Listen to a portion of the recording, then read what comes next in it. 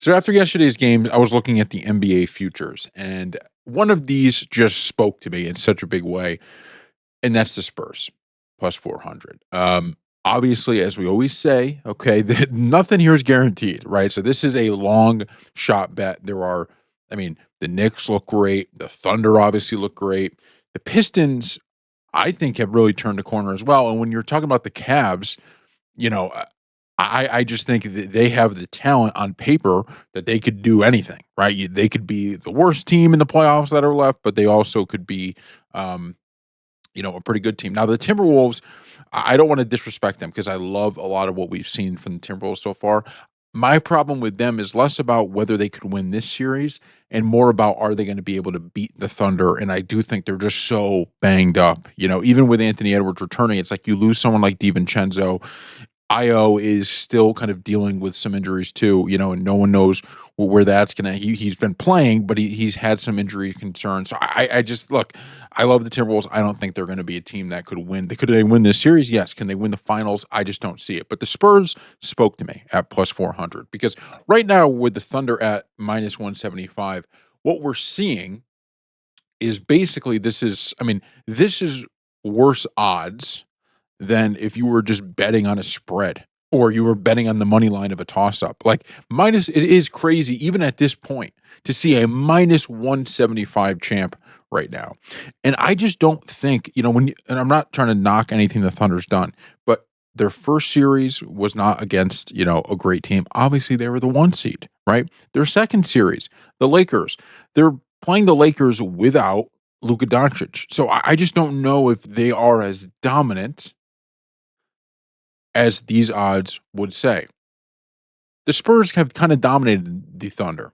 So the way I'm looking at this is if the Spurs get past the Timberwolves, which I do think that they will, if they're able to get past them, I think they're a good chance to win the title.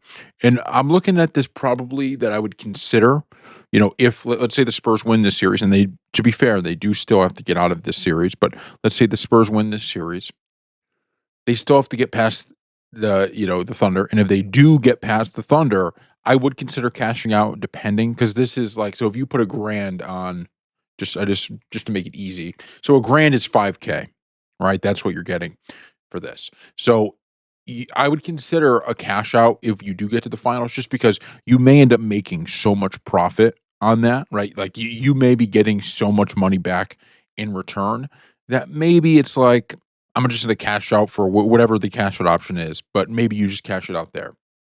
Um, I would consider that because you just don't know what happens in the finals, right? We saw it last year where the Thunder were considered, okay, they're probably gonna the Pacers aren't that great, right? The Thunder were gonna be considered kind of shoo-ins. And if it wasn't for Halliburton getting hurt, the Pacers very well may have won the championship last season. So I just don't know if you would want to risk that at that point.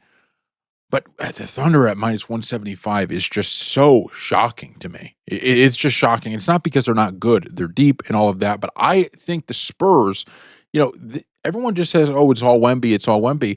Look at the roster they have, man. They got a stacked roster, especially that starting five. It's a pretty stacked roster. And the Thunder are good, but the Spurs match up pretty well with them. So far, the Thunder have not played a single team that has matched up well with them. And I think if they have to play the Spurs, doesn't mean they can't beat them.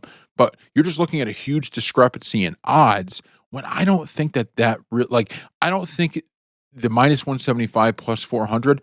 I don't think this is as big of a gap as these odds are making it seem. And part of this, I get it, are the fact that the Thunder are guaranteed basically to get to the next round and the Spurs are still in a fight. But that makes me like this even more because that means all we need is for the Spurs to get past the Timberwolves. And if they do, now those odds are going to shrink just a bit, right? Things might get a little bit closer. Whereas you're kind of already getting the Thunder's value here, right? The Thunder, they're already considered a shoo-in now to get to the Western Conference Finals. So that means you're getting all of your Vegas is looking at them and going, they're in the Western Conference Finals. Whereas with the Spurs, Vegas is still having to kind of hedge a little to think, oh, well, maybe the Timberwolves could beat the Spurs, in which So I feel like this is a very good time if you were to get in on them. But as I say, There's no profit guaranteed. I'm not a betting expert. I just saw this and I said, "Look, I gotta place this thing."